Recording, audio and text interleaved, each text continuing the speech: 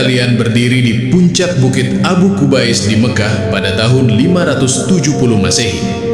Di bawah sana, lembah Mekah yang biasanya ramai dengan perdagangan tiba-tiba sunyi senyap.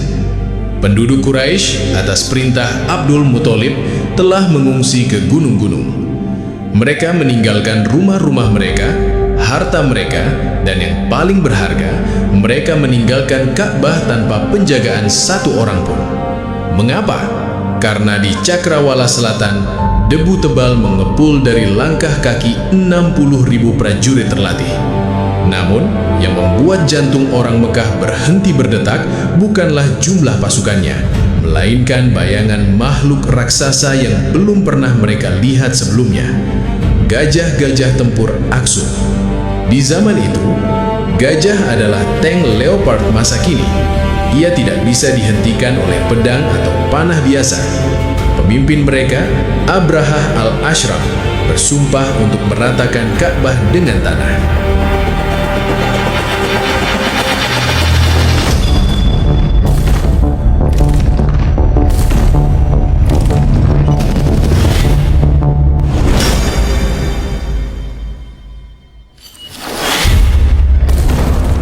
Secara logika militer, Mekah sudah tamat. Tidak ada skenario di mana Ka'bah bisa selamat. Namun, sejarah mencatat sebuah anomali yang mengguncangkan nalar. Saat Abraha sudah berada di depan gerbang kota, langit yang tadinya biru bersih tiba-tiba berubah menjadi gelap oleh ribuan kepakan sayap. Bukan malaikat bersayap putih, melainkan kawanan burung kecil yang masing-masing membawa 3 butir kerikil. Lalu dia mengirimkan kepada mereka burung yang berbondong-bondong yang melempari mereka dengan batu yang berasal dari tanah yang terbakar. Qur'an Al-Fil ayat 3-4. Apa sebenarnya batu sijil itu?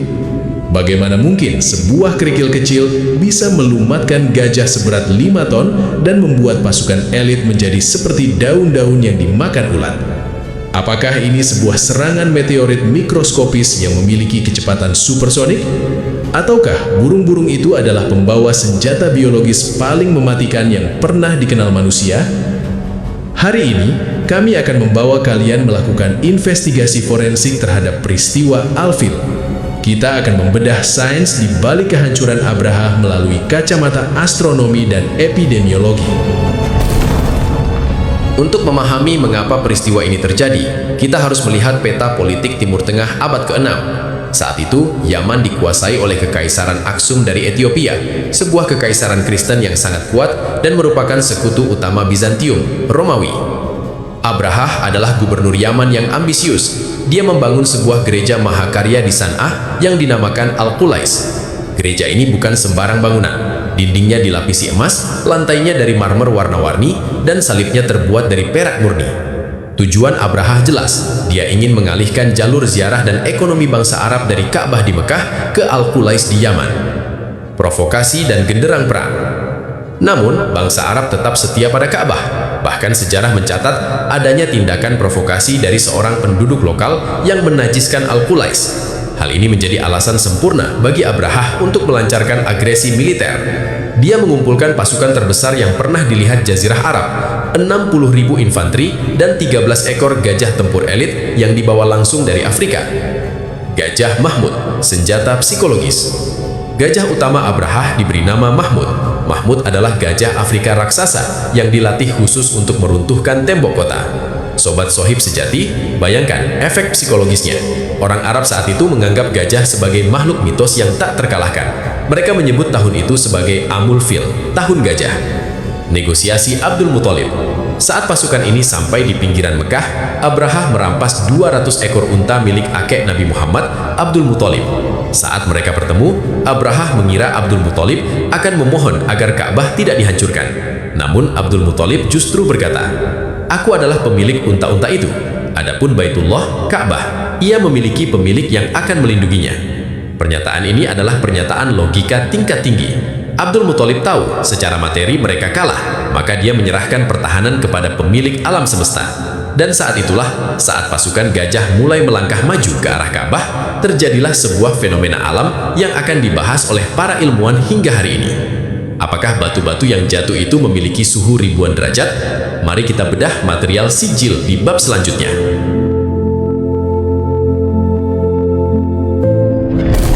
Sahabat mukmin, mari kita bedah kata sijil. Secara etimologi, para ahli bahasa Arab dan sejarawan seperti At-Tabari menyebutkan bahwa kata ini berasal dari bahasa Persia, sang igil, yang berarti batu dan tanah. Namun, Al-Quran menambahkan keterangan spesifik, min sijil, batu yang berasal dari tanah yang dibakar atau dikeraskan, baked clay. 1. Rahasia material sijil, bukan kerikil biasa. Pertanyaannya, mengapa Allah mengirimkan batu dari tanah yang dibakar? Mengapa bukan bongkahan granit atau besi? Sahabat mukmin, secara termodinamika, tanah yang dibakar, keramik atau lempung, memiliki kemampuan menyimpan panas yang luar biasa. Jika batu-batu ini memiliki panas internal yang sangat tinggi, maka saat ia bersentuhan dengan objek, ia tidak hanya memberikan dampak mekanis, pukulan, tapi juga dampak termal, pembakaran. Beberapa mufasil menyebutkan bahwa setiap burung membawa 3 batu, 1 di paruh dan 2 di cakar, masing-masing seukuran kacang polong atau biji adas. Namun kerikil kecil ini dikatakan mampu menembus helm besi prajurit Aksum, menembus kepala, dan keluar melalui bagian bawah tubuh hingga ke perut gajah. Secara fisika, ini hanya mungkin terjadi jika batu tersebut memiliki kerapatan massa, density, dan kecepatan, velocity, yang sangat tinggi, mirip dengan proyektil militer modern. 2. Analisis forensik, asfin makul, daun yang dimakan ulat. Inilah detail yang paling mengguncangkan para ilmuwan. Perhatikan ayat terakhir surah Al-Fil. Lalu dia menjadikan mereka seperti daun yang dimakan ulat. Sahabat mukmin, bayangkan sebuah daun hijau yang dimakan ulat. Daun itu tidak hancur lebur seperti dihantam batu besar. Daun itu tetap memiliki struktur luarnya, namun penuh dengan lubang-lubang kecil yang meluruhkan isinya. Ini adalah deskripsi luka tembus, penetrating wounds, yang sangat spesifik. Artinya, pasukan Abraha tidak hancur karena ledakan besar, melainkan karena hujan mikropeluru yang melubangi tubuh mereka ribuan kali dalam sekejap. Luka ini menyebabkan pendarahan internal yang hebat dan infeksi jaringan yang sangat cepat. Penemuan arkeologi di berbagai medan perang kuno seringkali menemukan tulang belulang yang retak. Namun deskripsi daun dimakan ulat mengisyaratkan adanya proses pembusukan jaringan lunak yang sangat mendadak atau pencairan daging, liquefaction. 3. Tekanan udara dan gelombang kejut. Selain dampak kinetik, kemunculan burung dalam jumlah jutaan di lembah yang sempit seperti Muhasir akan menciptakan distorsi akustik dan perubahan tekanan udara. Burung-burung ini terbang secara berbondong-bondong, menciptakan formasi yang menutupi matahari. Beberapa peneliti berteori bahwa kepakan sayap dalam frekuensi tertentu dikombinasikan dengan jatuhnya batu-batu pijar menciptakan fenomena thermal shock. Perubahan suhu yang mendadak dari panasnya matahari Mekah menjadi suhu ekstrim dari batu sijil akan membuat logam baju besi para prajurit menyusut atau memuai secara instan, mencekik pemakainya dari dalam. 4. Nama yang tertulis, target yang terkunci. Ada satu riwayat menarik yang menyebutkan bahwa pada setiap batu sijil tersebut tertulis nama prajurit yang menjadi sasarannya. Secara teologis, ini menunjukkan kemahakuasaan Allah. Namun, secara logika sains, ini adalah gambaran dari smart weaponry atau senjata berpemandu.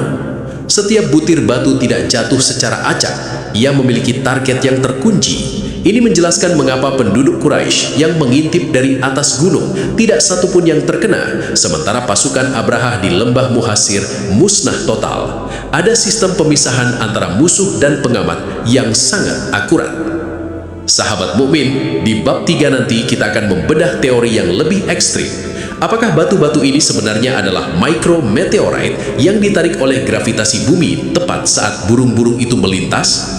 Atau apakah ini adalah awal dari serangan biologis, wabah yang dibawa oleh burung sebagai vektor? Mari kita siapkan mikroskop nalar kita, karena investigasi ini baru saja dimulai.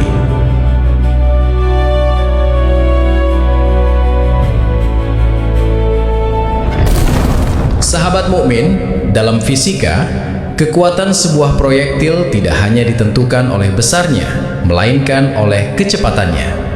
Rumus energi kinetik adalah setengah massa kali kecepatan kuadrat. Artinya, jika sebuah batu sekecil butiran kacang bergerak dengan kecepatan 10 hingga 20 km per detik, kecepatan rata-rata meteorit yang masuk ke atmosfer bumi, maka batu itu akan memiliki energi yang sanggup menembus baja setebal 5 cm. Fenomena airburst, ledakan di atas lembah.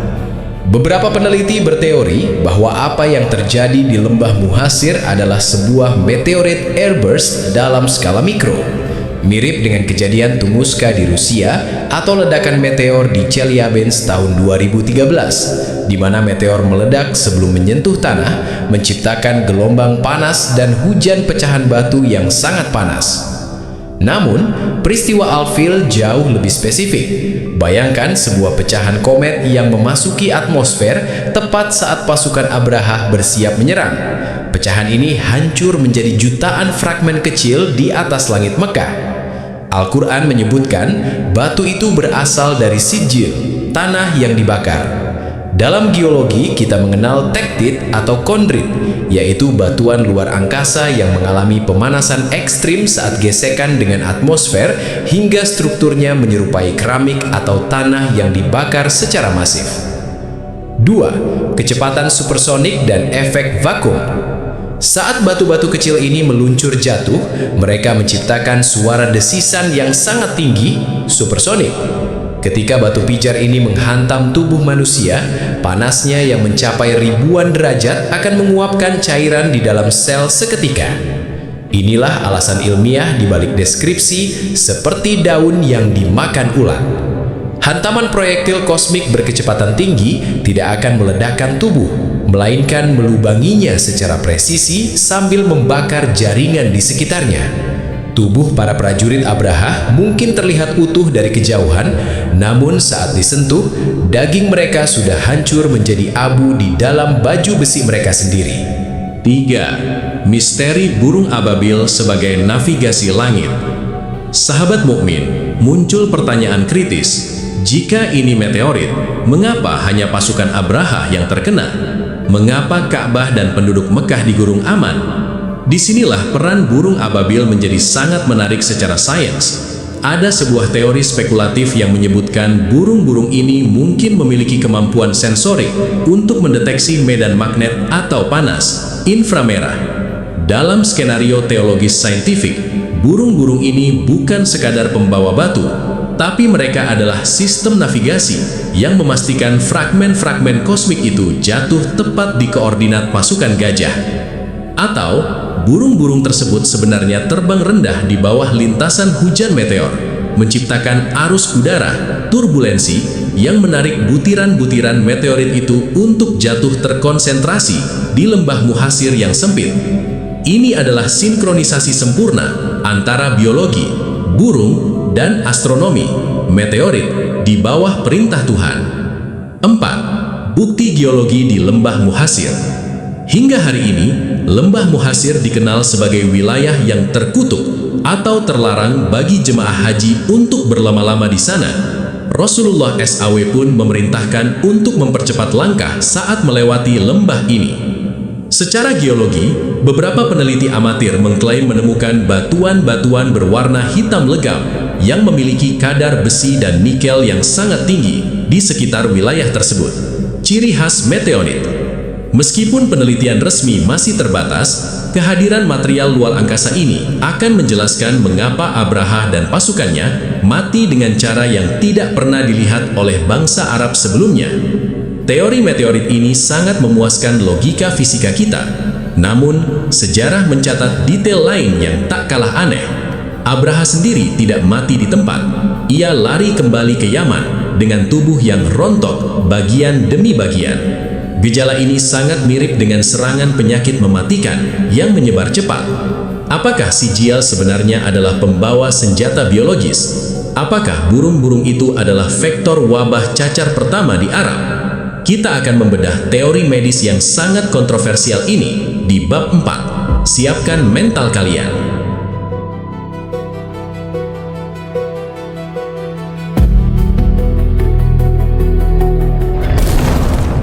Sahabat mukmin, mari kita buka catatan sejarawan besar Al-Tabari dan Ibnu Hisham. Mereka merekam sebuah anomali medis yang terjadi tepat di tahun 570 Masehi. Mereka mencatat bahwa penyakit cacar atau smallpox dan campak atau measles terlihat untuk pertama kalinya di tanah Arab pada tahun tersebut, tepat di tahun penyerangan Abraha. 1. Analisis gejala tubuh yang rontok. Deskripsi tentang kematian Abraha sangat spesifik. Dikatakan bahwa jari jemarinya terputus satu persatu dan dari setiap luka itu keluar nanah serta darah. Hingga saat ia sampai di sana, dadanya terbelah dan jantungnya keluar. Dalam kacamata medis modern, gejala ini sangat mirip dengan necrotizing fasciitis atau bakteri pemakan daging, atau komplikasi dari hemorrhagic smallpox, cacar berdarah. Penyakit ini menyerang jaringan lunak, menyebabkan pembusukan instan, dan membuat tubuh penderitanya tampak berlubang-lubang. Bukankah ini sangat selaras dengan perumpamaan asfin makul, seperti daun yang dimakan ulat? Ulat tidak memakan seluruh daun, ia melubanginya dari dalam hingga daun itu kehilangan fungsinya. 2. Burung ababil sebagai vektor biologis. Sahabat mukmin, dalam ilmu epidemiologi, hewan sering menjadi vektor atau pembawa penyakit. Jika batu pijar yang dibawa burung tersebut mengandung agen patogen atau bakteri atau virus yang telah dikristalkan atau dikeringkan oleh panas atau baked clay, maka peristiwa Al-Fil adalah serangan biokinetik pertama dan terdahsyat dalam sejarah. Bayangkan, jutaan butiran kecil yang tidak hanya menghantam sebagai proyektil, tapi juga menyuntikkan jutaan mikroba mematikan ke dalam aliran darah prajurit Aksum. Luka kecil akibat hantaman batu menjadi pintu masuk bagi infeksi sistemik yang menyebar dalam hitungan jam. Pasukan Abraha yang sangat padat di lembah Muhashir menciptakan kondisi ideal bagi penularan cepat atau super spreader event. 3. Mengapa hanya pasukan Aksum yang terkena? Disinilah letak kecanggihan senjata Tuhan. Cacar dan campak adalah penyakit yang membutuhkan imunitas. Pasukan Abraha berasal dari Ethiopia, Aksum, sebuah wilayah yang mungkin memiliki galur virus yang berbeda. Namun, yang lebih menarik adalah teori targeted pathogen. Secara teologis, Allah mengunci targetnya.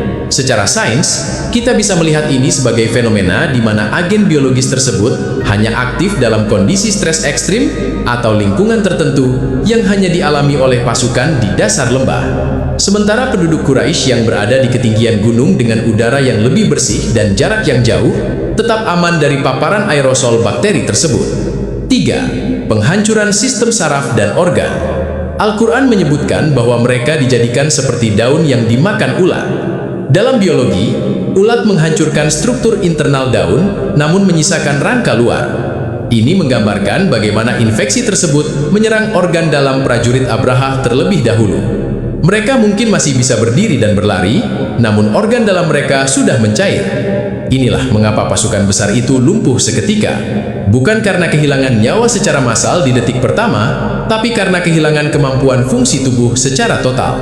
Sahabat mukmin, perpaduan antara meteorit, bab 3, dan senjata biologis, bab 4, menunjukkan betapa Allah menggunakan elemen terkecil di alam semesta, kerikil, dan mikroba, untuk mengalahkan makhluk terbesar di bumi, gajah. Namun, ada satu saksi bisu yang belum kita bahas tuntas. Sang gajah itu sendiri. Mengapa Gajah Mahmud, sang mesin perang utama, tiba-tiba mogok dan menolak perintah tuannya? Apakah gajah memiliki indera yang menangkap sinyal bencana sebelum burung-burung itu tiba? Kita akan membedah psikologi hewan dan raungan infrasonik di bab 5. Sahabat mukmin, sejarah mencatat bahwa Abraha tidak langsung diserang oleh burung ababil. Sebelum langit berubah gelap, ia terlebih dahulu berhadapan dengan pemberontakan dari dalam barisannya sendiri. Gajah utamanya, Mahmud, tiba-tiba berhenti. Para pawang gajah Aksum adalah yang terbaik di dunia. Mereka menggunakan besi panas dan kait tajam untuk memaksa Mahmud bergerak. Namun, terjadi sebuah anomali. Jika Mahmud diarahkan ke arah Yaman, ia berlari kencang. Jika diarahkan ke arah Syam atau Irak, ia bergerak lincah. Tapi, begitu wajahnya dipalingkan ke arah Ka'bah, gajah raksasa itu langsung berlutut dan membeku seperti batu. 1. Sains infrasonik. Apa yang didengar gajah? Sahabat mukmin, secara biologi gajah memiliki kemampuan pendengaran infrasonik, frekuensi rendah di bawah 20 Hz yang tidak bisa didengar manusia. Hewan seringkali mendeteksi gempa bumi, tsunami atau badai besar berjam-jam sebelum kejadian karena mereka merasakan getaran frekuensi rendah di atmosfer. Apakah mungkin Mahmud mendengar kedatangan ribuan burung ababil atau gesekan meteorit dengan atmosfer saat mereka masih berada di lapisan stratosfer? Secara sains, getaran masif dari jutaan kepakan sayap burung dan energi kinetik batu sijil akan menciptakan gelombang tekanan yang menyiksa sistem saraf gajah. Mahmud tidak sedang malas, ia sedang mengalami sensoric overload. Ia tahu ada kematian dari langit yang sedang menuju koordinat tersebut, dan instingnya memerintahkannya untuk tunduk atau prostrate di hadapan kekuatan yang lebih besar.